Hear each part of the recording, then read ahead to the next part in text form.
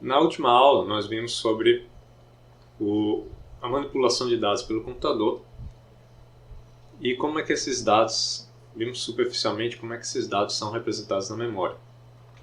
A forma como nos referimos a esses dados lá no código C vai ser através do uso de variáveis. Então, por exemplo, vamos supor que o programa precisa armazenar aí a cotação do dólar. A cotação vai variar de um dia para o outro, claro, e aí vamos manter essa informação lá na memória. Então vamos supor que lá o dólar está R$ 3,20. Então vai haver uma alocação lá na memória, onde vão ser reservados 4 bytes, como é a cotação do dólar, um número real. Então vai lá estar reservado 4 bytes da memória para representar esse valor. Cada variável ela vai possuir esses 3 atributos. O tipo se refere à natureza do dado. Então, por exemplo, se a cotação do dólar, então vai ser um número real, que em C nós vamos chamar de float. Agora, se eu quero representar a quantidade de dias que tem no mês, então vai ser uma variável inteira, que em C vai ser int. A variável também vai possuir um endereço. Então vamos nos remeter aqui ao slide anterior. Então se eu tenho uma variável que representa o valor da cotação, então isso vai estar na memória e vai possuir um endereço de memória. Relembrando da aula passada, que a cada byte de memória nós temos um novo endereço.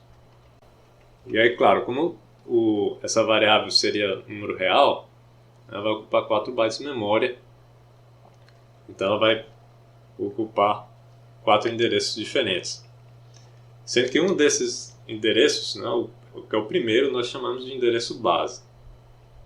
Então tem tipo, tem endereço e tem por fim também o identificador. Então é uma sequência de caracteres que a gente vai utilizar para identificar aquela variável. Seria muito ruim de ter que se referir ao endereço de memória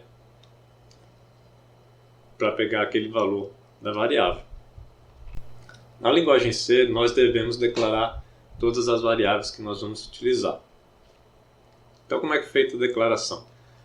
Nós vamos colocar o tipo da variável, espaço, o identificador da variável e depois ponto e vírgula. Então, na linha 5, nós estamos declarando a variável x tipo inteiro.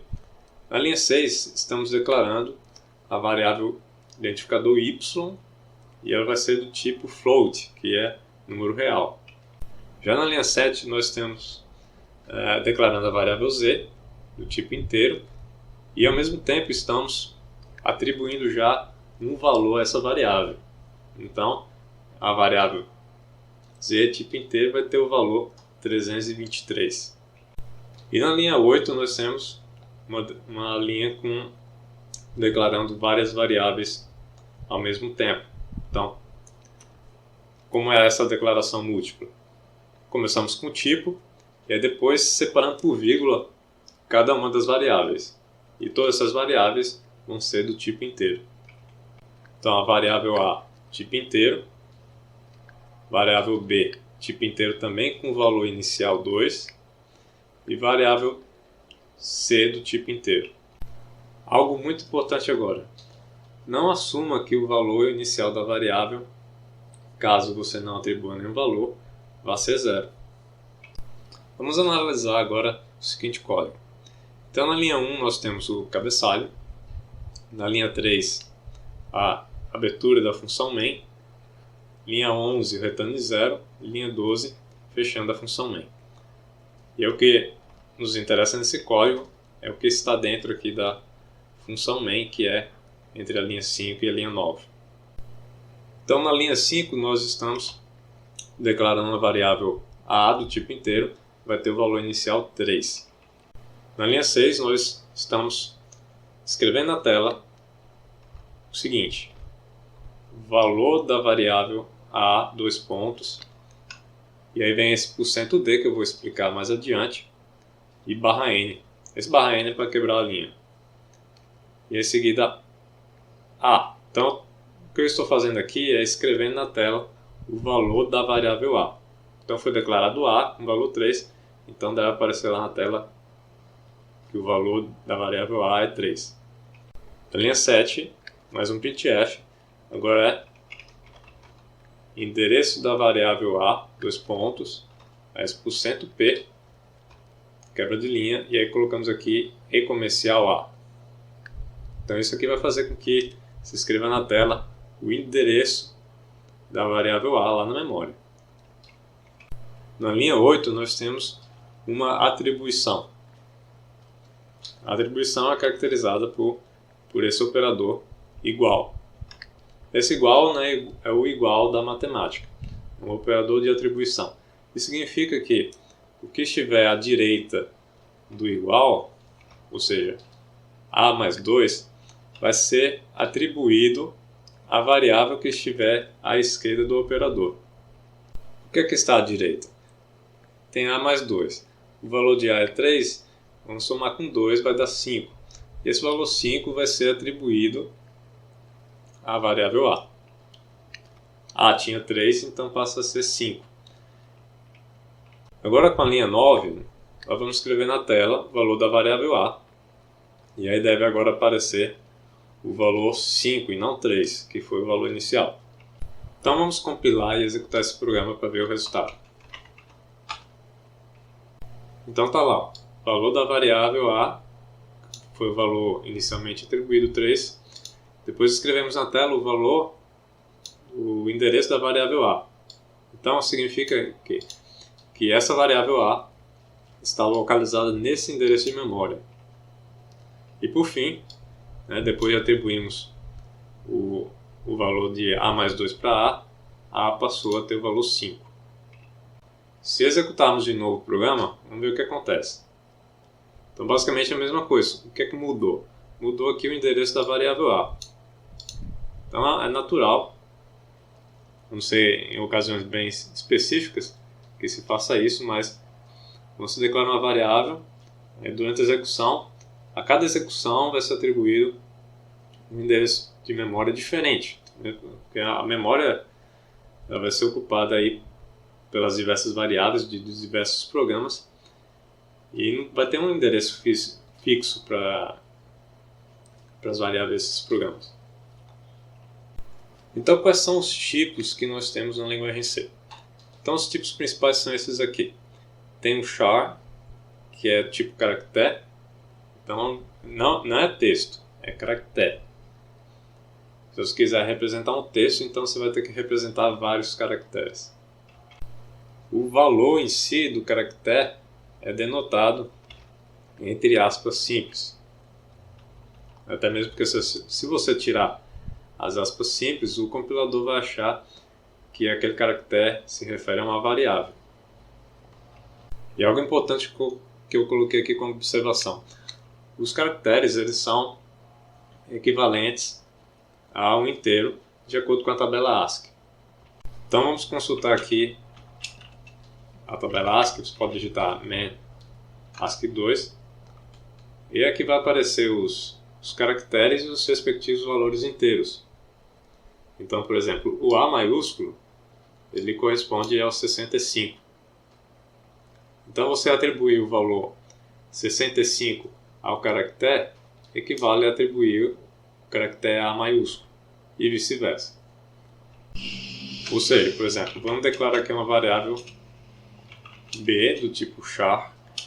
Eu posso atribuir tanto o valor A maiúsculo entre aspas simples, como também poderia atribuir 65, o que é equivalente a atribuir A maiúsculo.